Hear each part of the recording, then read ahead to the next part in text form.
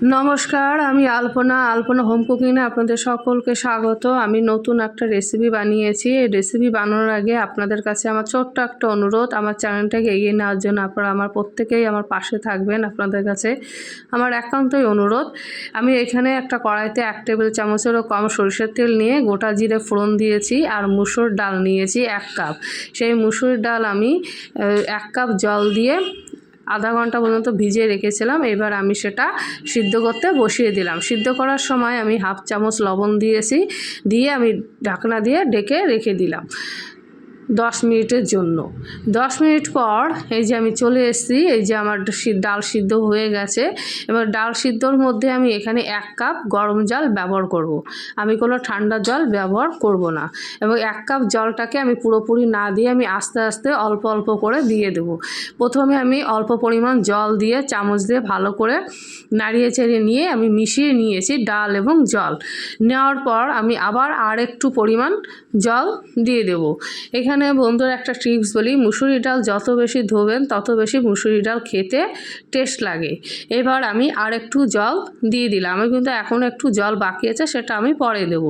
এখানে 1/2 চামচেরও কম হলুদ গুঁড়ো দিয়েছি, কারণ মুসুরি ডালে হলুদ গুঁড়ো বেশি একটা লাগে না, তাতেই কালার এসে যায় এবং খেতেও খুব টেস্টি হয়। এবার এখানে আমি বাদবাকি যে জলটা ছিল সেটা আমি পুরোপুরি দিয়ে দেবো। এবার দেওয়ার পর আমি এখানে ঝালের জন্য 3টে কাঁচা লঙ্কা ব্যবহার করেছি। এই যে পুরো জলটা আমি দিয়ে দিলাম। আমি এখানে কিন্তু 1 কাপ জল ব্যবহার করেছি, যত 1 কাপ ডালে 1 কাপ জল ব্যবহার করেছি। আর এখানে ঝালের জন্য 3টে কাঁচা লঙ্কা দিয়েছি কিন্তু। এবার ডাল একটু জাল দিয়ে আমি সাইডে নামিয়ে রেখে দিলাম। এবার সেই কড়াই ধুয়ে নিয়ে আমি এখানে 1 টেবিল চামচ সরষের তেল দিয়ে 5 ফোড়ন দিয়েছি, আর একটা টমেটো কুচি করে দিয়েছি, আর 1 টুকরো আদা গ্রেটারের সাহায্যে গ্রেট করে দিয়ে, আর একটা পেঁয়াজে পুরোটা লাগেনি 1/2 টুকরো দিয়েছি কুচি করে দিয়ে। এখানে আমি অল্প পরিমাণ লবণ দিলাম, যেহেতু আমি সিদ্ধ করার সময় 1/2 চামচ লবণ দিয়েছিলাম, সেই জন্য আমি আর একটু লবণ দিলাম, কারণ আমার এখানে আর একটু লবণ লাগবে সেই জন্য। এবং লবণ দেওয়ার ফলে মশলাটাও ভালো নরম হয়ে এসছে, এবং মশলাটা অল্প ভাজা হয়ে গেলে আমি চামচের মধ্যে তুলে সাইডে একটু রেখে দিলাম। এবার এখানে আমি 1 টেবিল চামচ রান্নার তেল বা সাদা তেল দিয়ে দিলাম। তেলটা গরম হয়ে আসলে আমি আগে থেকে বাটিতে 2টো ডিম ভেঙে রেখে দিয়েছিলাম, এই যে ডিমটা এর মধ্যে দিয়ে দিলাম। ডিম যখন ভাঙা হয়েছিল তখন একটু লবণ দিয়েছিলাম, সেটা মিস্টেক হয়ে গেছে, কিন্তু আপনারা দিয়ে নেবেন।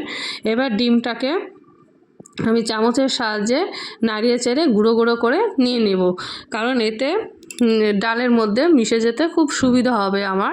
এবার এই যে চামচের সাহায্যে একদম ঝুরি ঝুরো করে ভেজে নিয়ে নিলাম। নেওয়ার পর আমি এখানে সেই আগে থেকে যে মশলাটা আমি ভেজে রেখেছিলাম সেটা আমি এখানে দিয়ে দেবো।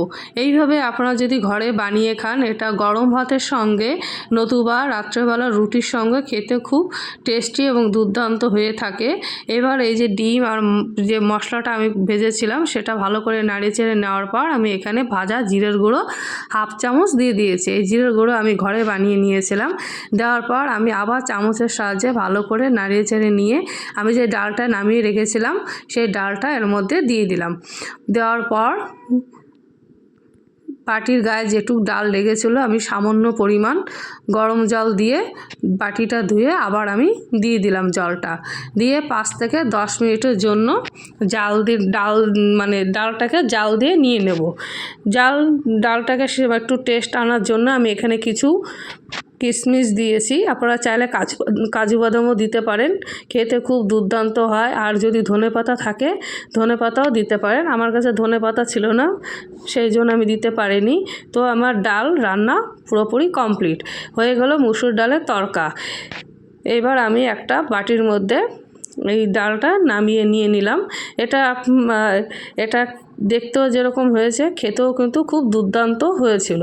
তো বন্ধুরা, আমার এই রেসিপিটা আপনাদের কাছে কেমন লাগলো আমাকে কমেন্ট করে জানাবেন, এবং আপনারা সবাই ভালো থাকবেন।